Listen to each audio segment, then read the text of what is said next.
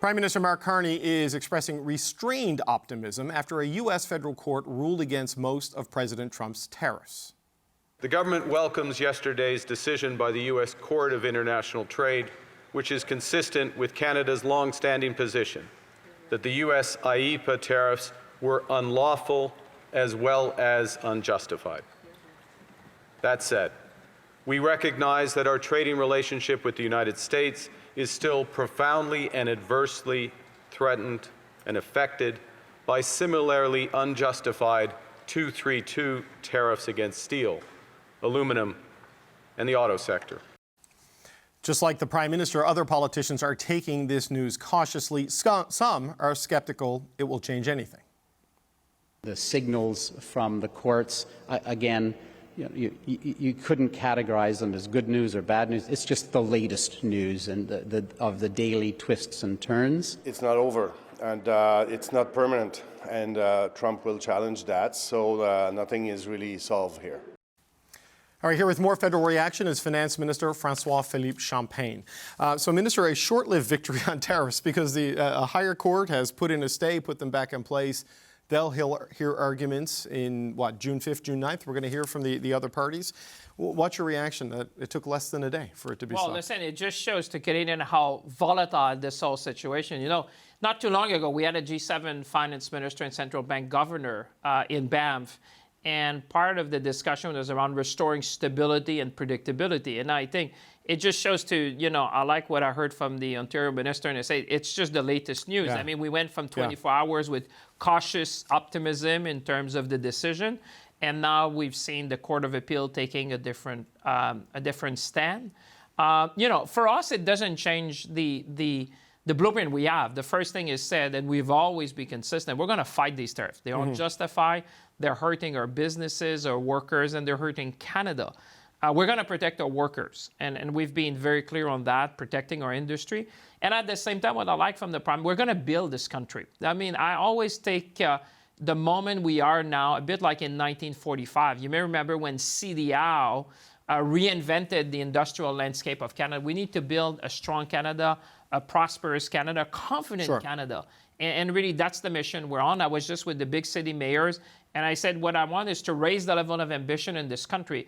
Canada has the fundamentals to be successful in this new economy, and certainly we're going to be working with provinces, with territories. The Prime Minister is meeting them, but also with city mayors, which are a big part of the partnership we have going forward. Right, but on the tariffs, I mean, it was about 24 hours of tariff relief, I guess, before they were reimposed. And this is probably going to end up at the Supreme Court, right? So while this is happening, the negotiations continue, really, to try to get around this, because the sectoral tariffs on steel and aluminum, they wouldn't have been affected by this. Well, we want all tariffs to be removed. Absolutely. Let's be clear, so. But like the process continues in parallel, right? The negotiations continue. It doesn't really change much. As it should, like you said, there's a lot of things, there's a lot of moving things, a moving piece at the same time. What you want is that the final outcome, we want these tariffs to be removed. They're unjustified. And in some cases, you've seen the court say that the administration would have overstepped in its authority. So we're going to be following that closely. But at the same time, let's build our own country. What we control is what we do. Sure. And the Prime Minister said we can do far more to ourselves than what anyone can take away from us. And that's why I say we have a strong fundamental. When I was with the G7 country, I said, look at Canada. We're a big magnet for talent. We have very large industrial base. We build cars, we build ships, we build planes. We're strong in AI.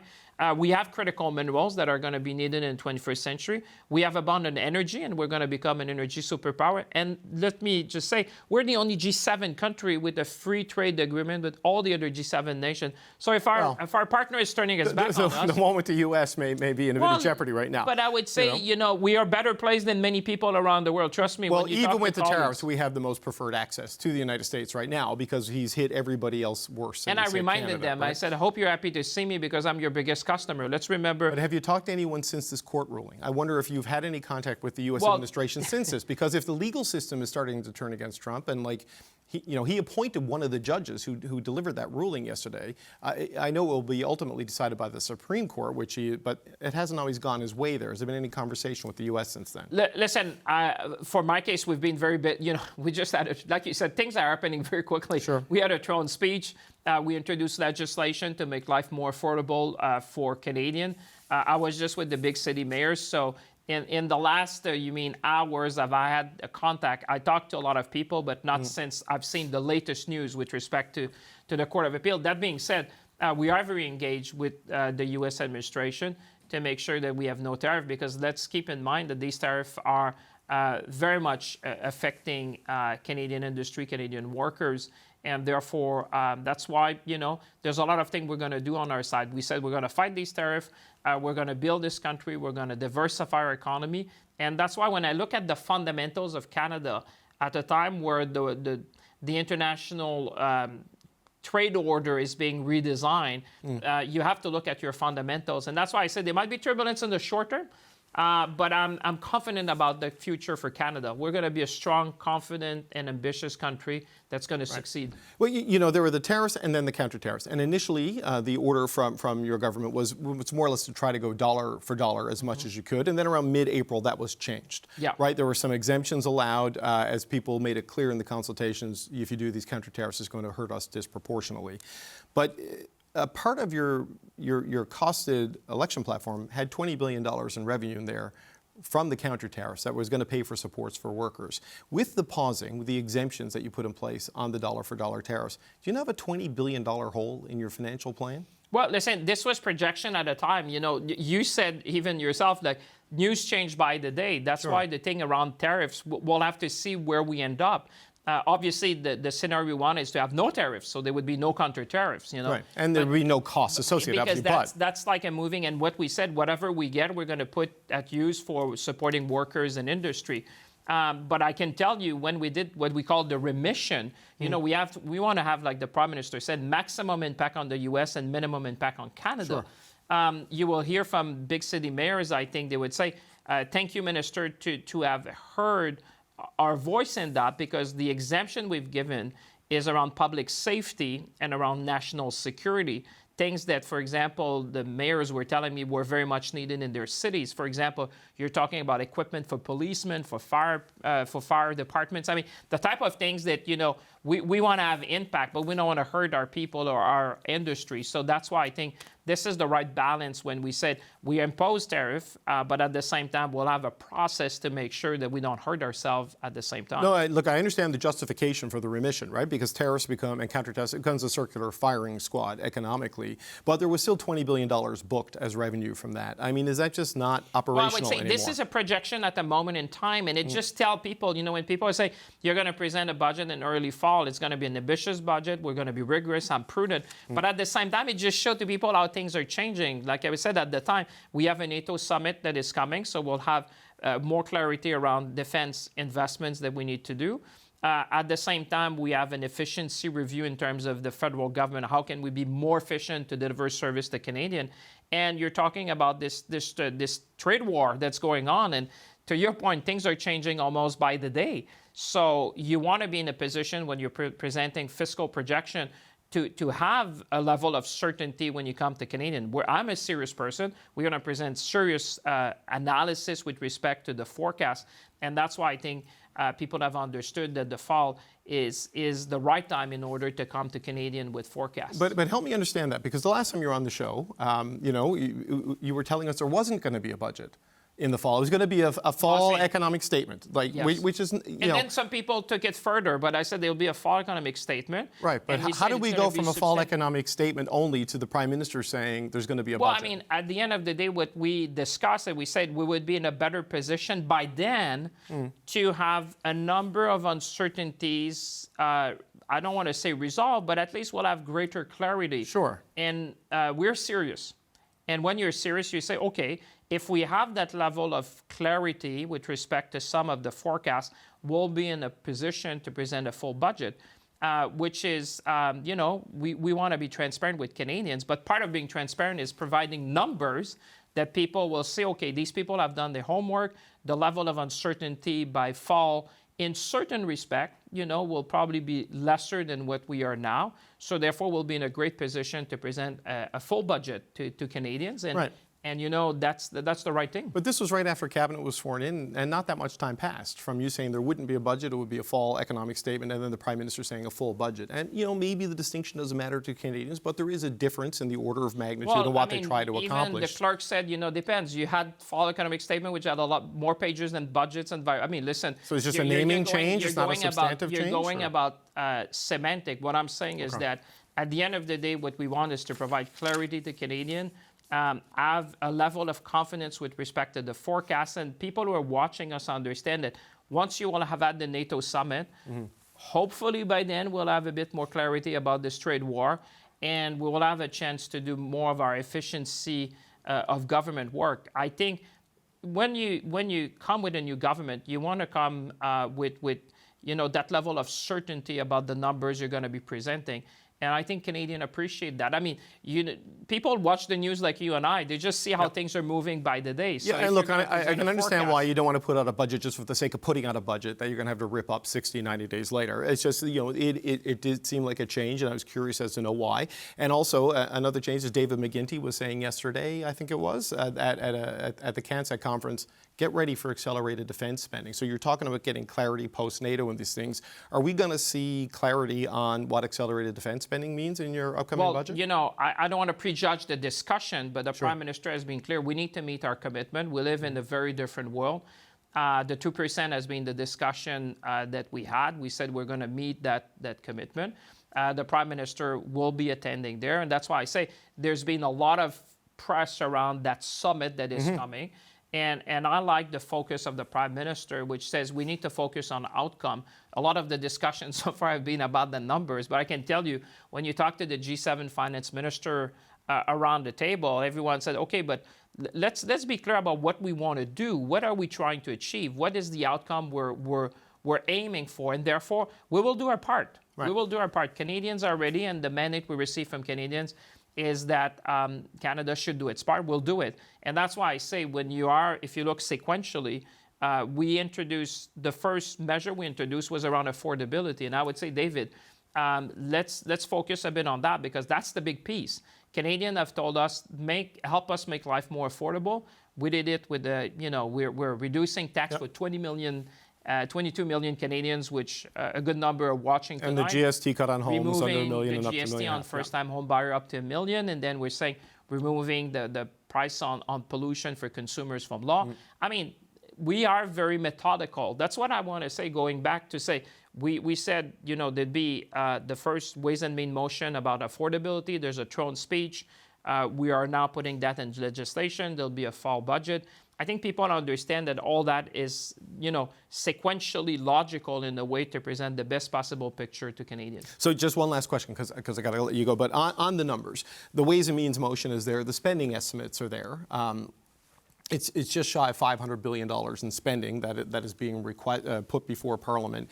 I know you say the $20 billion and what was put out during the election was a snapshot in time, and we're not going to get a full budget until the fall, until there's greater clarity.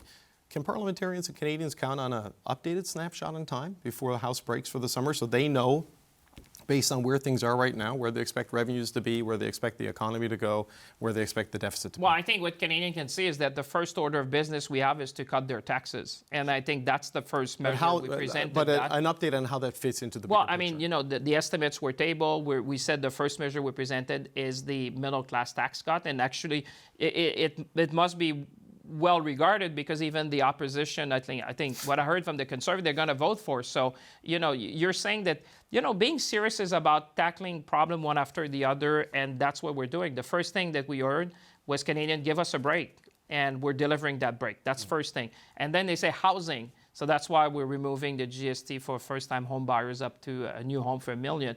And then we say we deal with this issue about carbon pricing for consumers. So I just think when you look at that, you said everything we have promised, we're delivering. And that's the type of government that people want to see. And that's why we're going to be methodical, ambitious, but at the same time prudent. Okay, Minister, always appreciate you coming in. We got to let you go. That's Finance Minister François-Philippe Champagne. The White House is fighting back against a U.S. court ruling that could upend the core of President Donald Trump's trade regime. America cannot function if President Trump or any other president for that matter, has their sensitive diplomatic or trade negotiations railroaded by activist judges. We will win this battle in court, and the president will implement his America First trade policies. Well, Prime Minister Mark Carney said he welcomes the court decision, which has put Trump's 25% fentanyl tariffs on Canada in jeopardy, but says there is still work to do to get all U.S. tariffs off Canadian goods.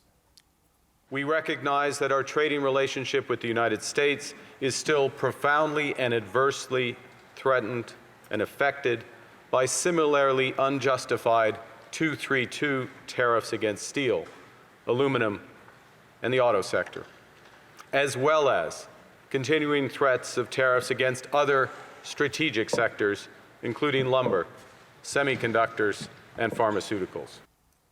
So a win for Canada, but temporary. The Federal Appeals Court in the U.S. has decided to keep those tariffs in place while the White House fights the decision. And we're going to start there with the power panel.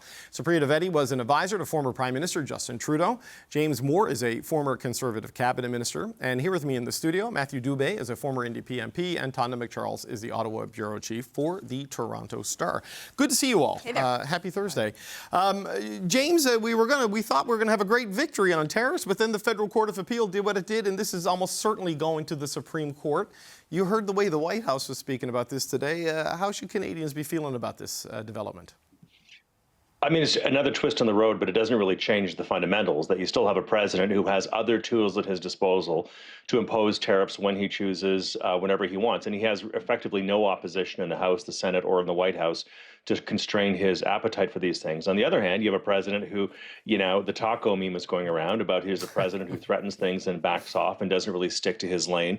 One court ruled, another court upheld, and then, as you said, it'll go to the Supreme Court, but we don't know when. So it's all chaos. It's going to continue to be chaos and confusing. Markets are not really reacting at all to this. They didn't go up, they didn't go down. They kind of stayed, neutral. We'll see what happens at the open tomorrow, but this is one specific kind of tariff that was taken away or arrested at one point. But the president, Peter Navarro, others around him say that they're going to keep soldiering forward with their threats as we move forward. So it doesn't change a lot. And I think that was Prime Minister Carney who was speaking there about 232 tariffs, steel, auto, aluminum, other semiconductors.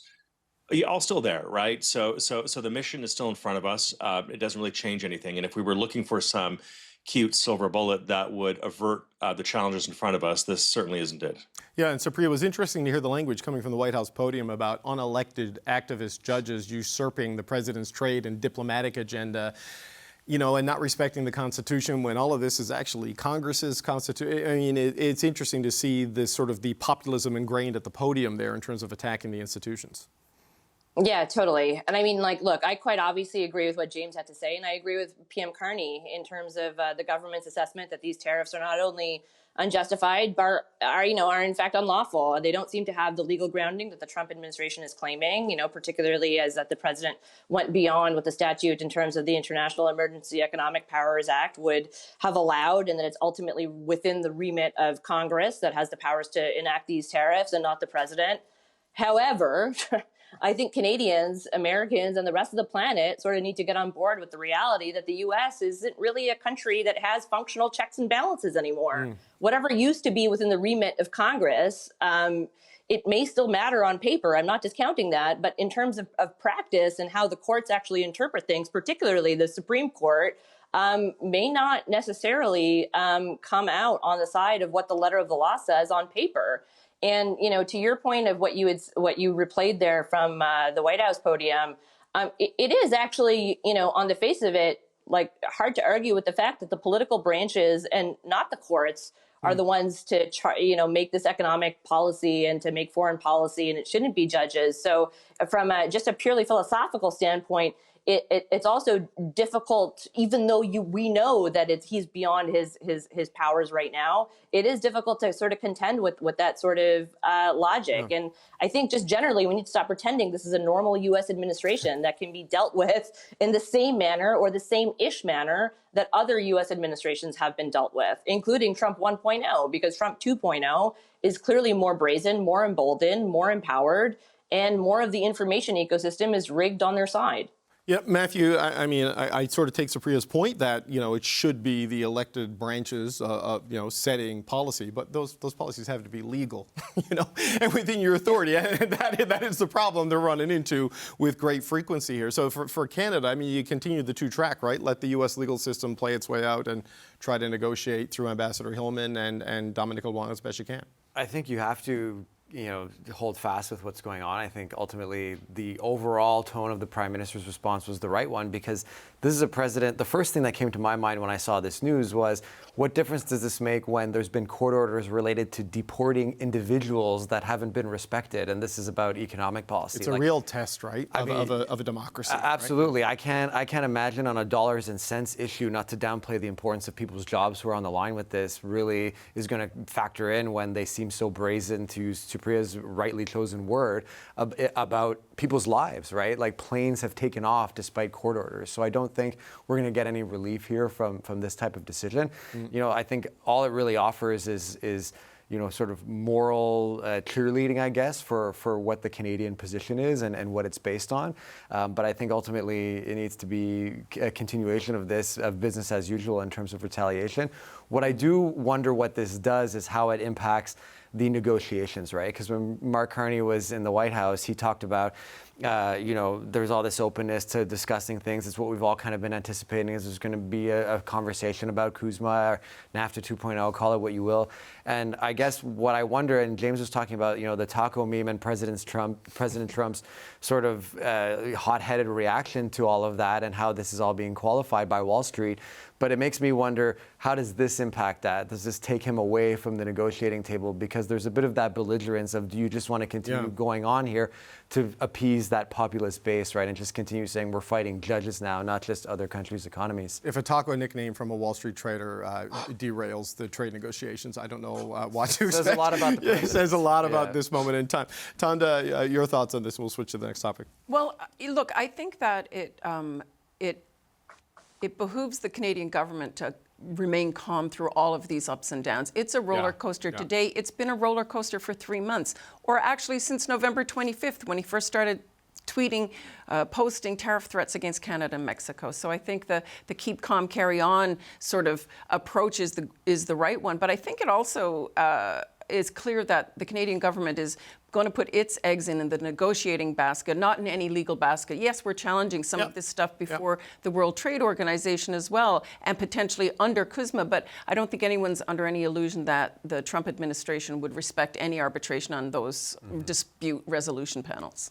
Yeah, no, that's a good point. And while they're trying to deal with the challenges from the U.S., they're trying to deal with a lot of the challenges here at home. We're going to turn to next week's First Minister's meeting and the Prime Minister's plan to get the ball rolling on some major projects. The Globe and Mail first reported this morning that Carney will present premiers with an outline of legislation with measures to identify and fast-track nation-building projects. CBC News has since obtained a letter from the federal government to First Nations chiefs asking for their consultation and cooperation in the development of that One Canadian Economy legislation. And we know that the Prime Minister has asked premiers to be ready with their ideas for major projects that can be quickly set in motion. We need to move on these nation-building projects. So projects that bring Canada together, projects that diversify our economy, projects that help us export to new markets and really move this economy forward. So yes, the ask of provinces, the ask of the private sector is, which projects do you have that reach those criteria? What we're going to do is fast-track the approval. Truly fast-track the approval of those projects. And we are going to name specific projects to which these fast-track approvals apply, so that the country can get moving. Okay, so we're expecting some specifics next week at this meeting in Saskatoon. Tanda, this is a different type of language coming from this Prime Minister than we've heard in this town for the past number of years. What do you make of where this is going? Because by going this quickly, there's problems in going too slow. Sometimes there's problems in going too fast, especially when the environment and Indigenous consultations are in the middle of it. I think the bigger, perhaps, obstacle that looms in terms of fast-tracking anything is the idea of what does this government understand by Indigenous consent or participation. In the throne speech earlier this week, Mark Carney's government committed to being guided by the principle of Indigenous free, prior and informed consent to projects. But that doesn't mean that he's prepared to allow Indigenous groups or First Nations any kind of veto. And a lot of communities and nations do consider that means a veto. So I think there's a potential clash and flashpoint there in the discussions next week and in moving forward some of these projects. But look, there's also a huge range of projects that we've heard tossed around as potentially going to get this kind of streamlining, expedited approval. Right. I'd be very interested to see what those are. Are they high-speed rail? Are they ring of fire? Are they pipelines? Are they gas pipelines, or are they actually corridors for clean energy or conventional energy? That's not clear to me at all. So I guess we await the details. Right? Yeah, there are a lot of details, Matthew, that we do need to see. We do have in the letter that was sent to Indigenous leaders in particular, they do talk about upholding the United Nations Declaration on the Rights of Indigenous People, the duty to consult, Canada's modern treaty and self-government commitments. Like, they are saying all of these things still apply. We just want to go with alacrity.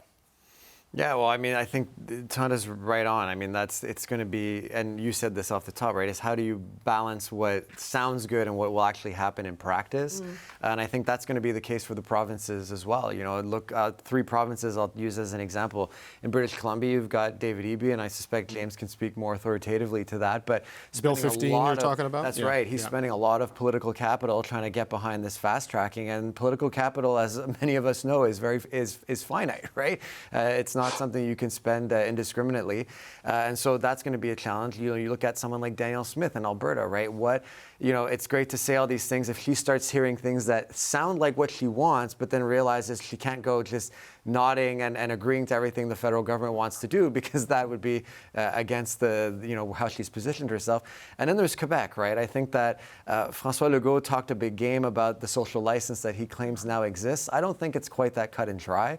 I think there is some social license for certain types of projects, but I think at the end of the day, he's under enormous political pressure, third in some of the polls that we're seeing there. And so I'm not convinced that he'll be quite as on board as he was in the heat of the peak Trump moments a couple of months ago. Well, James, we have the good fortune of you having been a former Minister of Industry in the federal government. So when you see, legislation concepts like this and the assurances coming from the federal government, like in the throne speech and the interview with the Prime Minister this week and in these letters, I mean, what do you take from this? Because it seems there is a real willingness to go fast at the First Minister's table. It's a question of whether the rest of the country is there with them. Yeah, I mean, it's an interesting thing about Prime Minister Carney. I mean, you couldn't have a more stark contrast between him and Justin Trudeau than the way in which he presents his ideas. Justin Trudeau is very performative and dramatic, but Prime Minister Carney is very deliberate. And it's because of his training as a central banker. So every word is chosen very judiciously, very purposefully, and the way in which he sequences his sentences. And what he doesn't say matters as much as what he does say. So so for example, you think about the sequence of the argument that's been presented to us, right? Donald Trump is a threat to Canada. Yes. He's going to be a threat to Canada for a few years. Yes. We need to get Canadian products to global markets to soften the blow of that and to build long-term prosperity. Yes. So therefore, let's set up a framework so that we can fast-track projects. You go, okay, well, that sounds good. But wait a minute. Say the word pipelines. Say the word LNG. Say the word port expansion. Let's be specific here, because everything has momentum of yes, like yes, yes, yes. And then once you get into the specifics, is anything going to go east past the Ontario-Quebec border? Well, that's a different set of questions. So Prime Minister Carney, he's being very judicious and I think thoughtful and this is meant as a compliment. He's building momentum. He's building good faith. He's building progress. He's mounting the argument so that there's momentum towards the yes, yes, yes, and then now let's set a framework through which we can drive projects. But once you start getting specific, like are we talking toll highways? Expanding the ports in Vancouver? Wait a minute, if you combine Prince Rupert, Vancouver, and T2 down in Delta there's actually a surplus of capacity there. And we have private sector operators that are already saying, wait a minute, this is too much, and they're struggling. So like, what are we talking about when we talk about getting products to global markets, and who are we going to push through? So there's a lot to still unpack in all this, is I think my broader point. So what kind of clarity do you want to see in Saskatoon, James? Like, well, I don't know if you're going to go there, but coming out of Saskatoon, let me phrase it that way, because it sounds like we're going to get specific projects on Monday from what the Prime Minister said to me the other day. I don't mind the framework that I just described, by the way, but I'm just pointing out that there's a flare that's going to go up at some point on some of these projects, and we will hit some roadblocks. But as chance would have it, I actually spoke to 2 different premiers this week, and I can tell you that the premiers are all coming to the table generally impressed by Prime Minister Carney, enthusiastic about what they're hearing, glad that money's been put on the table. I missed that out, by the way, in the sequence of things that I described. He's put real money on the table. They're enthusiastic about that. They're coming in good faith, and so I think the pump has been primed here to start pushing things forward, and I think in a creative way. What I think needs to happen next to continue to have the public's consent on these things is some specific projects that we'll move forward on that are clear signs of how all of this can work. Indigenous reconciliation, municipal support, provincial support, federal money, a process through which it'll all be successful. That will be used as the benchmark and the standard to hold up against other projects that may be politically more problematic in the fullness of time. So I think clear wins out of the gate that he can announce before Canada Day, I think is what needs to come out of the First Ministers' meeting. So, Supriya, that sounds like the key, right? The turning the promises into actual projects and moving beyond build as a promise to pointing to we're going to build that and that and that. Yeah, walking the walk instead of just talking the talk, right? And I think everything, James says makes sense. I think everything the Carney government is doing on this front makes a lot of sense as well. Like, we're in the middle of a crisis. It's not business as usual. We've got to up our pace when it comes to approving some of these projects that are clearly within the national interest. But I think it'll be interesting in terms of, to Tanda's points, like where the tension points are. Like, things aren't held up just for funsies, right? Like, environmental impact assessments, as well as free and informed prior consent from First Nations and Indigenous groups, are necessary thresholds to meet in order to get things done. So I'd imagine that PM Carney will be met with at least some pushback on that front. And I also think it'll make for a very interesting pretzel twisting moment for Liberals in Ontario, who on the one hand will be out there criticizing Ford for moving forward with legislation that will speed up approvals in the Ring of Fire region, right? But on the other, will be cheering on PM Carney for moving forward with speeding up approvals, generally across the country, as well as presumably in Ontario. And again, I do want to stress that I think the PM's approach really is meeting the moment and makes a lot of sense. But again, like, what would Liberals or other progressives say if a Conservative government were to move forward with projects in a way where you're saying anything that's considered of high priority will be handled by one singular major projects federal major projects office as a single point of contact for a resource company, for the provinces, as well as for Indigenous communities. And so again, like, I wish them the best. I think they're meeting the moment. But I think there will be some resistance and some bumps along the way. I also think there's a certain incoherence in saying that the big nation-building projects that we're going to label nation-building are going to get one review, a faster approval process, and all these other lesser projects are going to get a lot more scrutiny, perhaps two-track process for approval. Like, if you're going to reduce all the red tape around projects and developments, then why not do it across the board? Why retain extra regulations for lesser projects? That doesn't make any sense. Is that necessarily, though, what will happen? Well, I don't know. We'd love to have a little bit of I hear you, but I guess you need the first. I guess you need the pioneer projects, right? Sure. To get it going through, to get the proof point, right? But, to pick up, Tanda, on what Supriya was saying, there is a bit of a difference, as I understand it, from what's being talked about here about, moving a 5-year approval process down to 2 on average, having 1 point of contact, than the Ontario example, right? Bill 5, as it is called, it just talks about just exempting whole geographic regions from laws and regulations. Like, there's going fast, and then there's bulldozing things. Yeah, right? They're modifying that bill in the face of a bunch of public opposition, particularly from Indigenous communities. And I think that's a recognition that, you can go too fast, right? You can risk the political license for all of this if you overrun communities and stakeholders' interests and considerations. And that's what happened under the Harper government, right?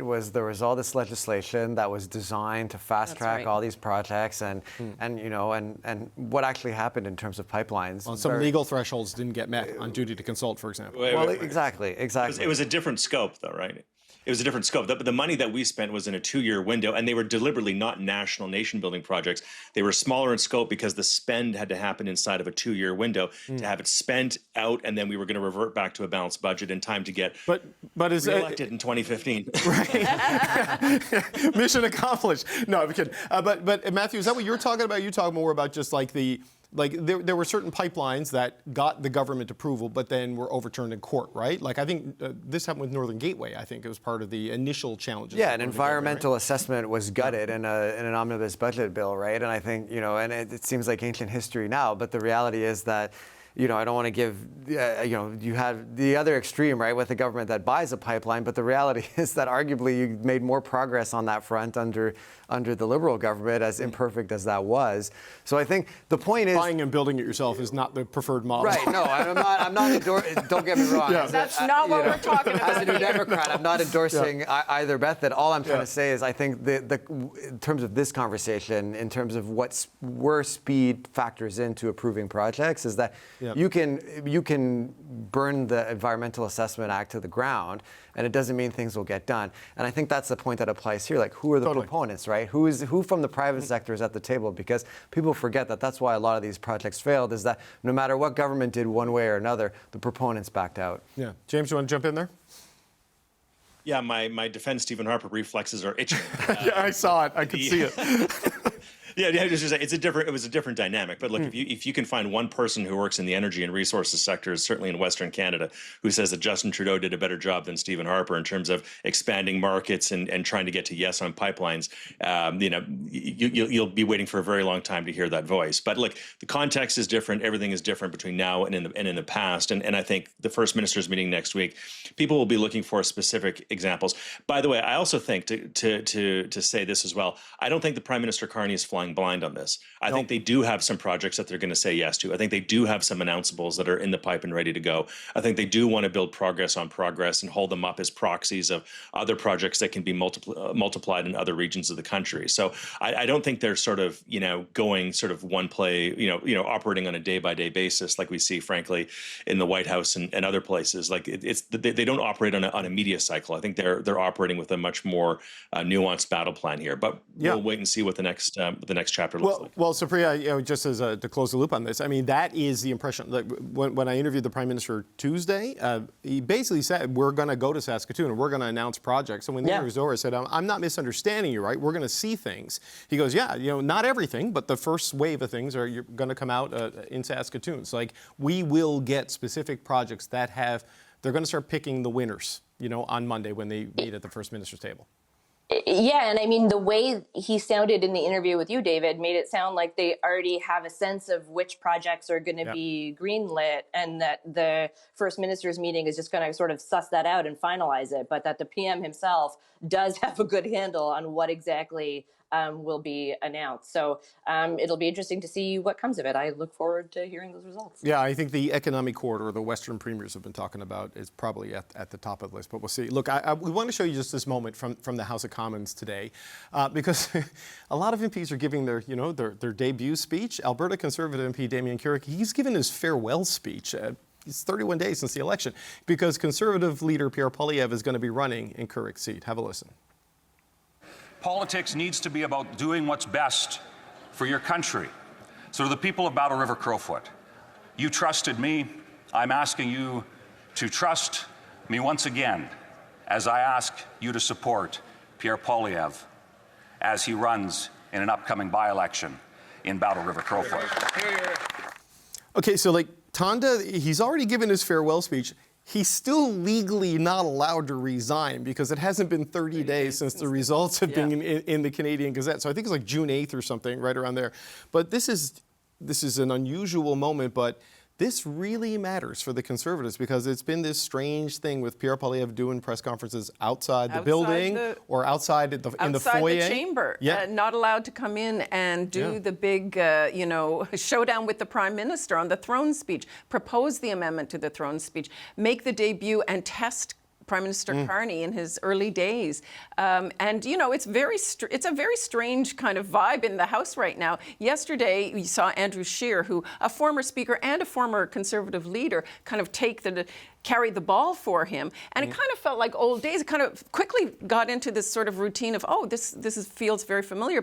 And he almost didn't miss Poilievre in the House yesterday. Today, Scheer wasn't there, Landsman wasn't there. Yeah. Then, so it was just this odd kind of who's on first? Where are the Conservatives? The main character of Canadian politics for about 2.5 years until Mark Carney kind of moved in there with him, Matthew. He's absent, and it is a noticeable change with all of this activity happening from the Prime Minister to have the Conservative leader out of there. Yeah, it's a little bit disjointed. I think at the end of the day, I think they're lucky because I think right now there's so much going on and there's still that honeymoon phase and everything. That's true. So I think they'll power through it.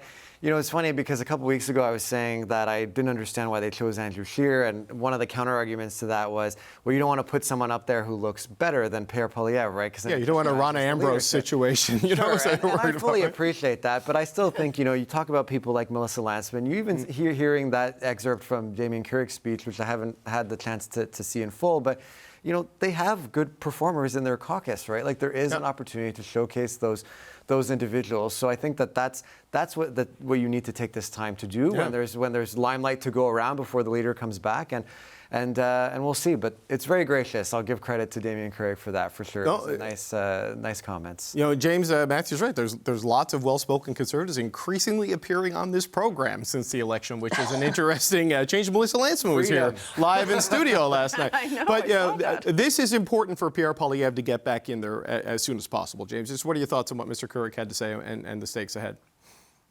Yeah, and for self-evident reasons, and Mr. Carrick, look, he is to be, commended. It's an awkward situation. It's tough for his constituents in a lot of ways. There's a cost associated to this as well, but there's a cost associated to our democracy of not having the leader of the other governing party in Canada that got 41% of the vote and added seats, not having their leader in Parliament, and it's what it is. We had a dynamic in British Columbia not that long ago when Christy Clark, her party won a surprise election and they were expected to lose, but they won. But Christy Clark didn't win her seat, so we had a premier who was reelected but didn't have a seat, and she was governing without a seat in the legislature for a while. Then she eventually went from Point Grey near Vancouver up to Kelowna when she replaced a guy named Ben Stewart. And there was a weird dynamic there, but you get through it.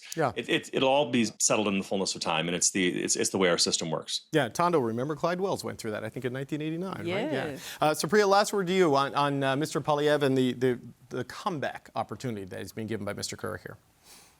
Look, I agree with everything that's been said. The one thing that I will say, just because I mentioned pretzel twisting on behalf of the Liberals, I think it'll be really interesting to see the pretzel twisting that the Conservatives have to do, particularly Mr. Poilievre, as things like Alberta separation tend to heat up. And he's representing now a riding that could perhaps have a plurality, if not a majority of folks that are into separating from the country. And he's going to have to, tread that line or toe that line quite carefully, and be a little bit more perhaps careful in some of the things that he says than he's been used to in the past. All right, well, we'll see where that goes. And Mr. Carrick, he's got like 2 weeks left, I guess, with MP benefits. He can get glasses, dental work, whatever he needs. All right, we got to say goodbye to the power panel. Supriya Dwivedi, James Moore, Matthew Dubé, and Tonda McCharles. Great to see you again. Thanks.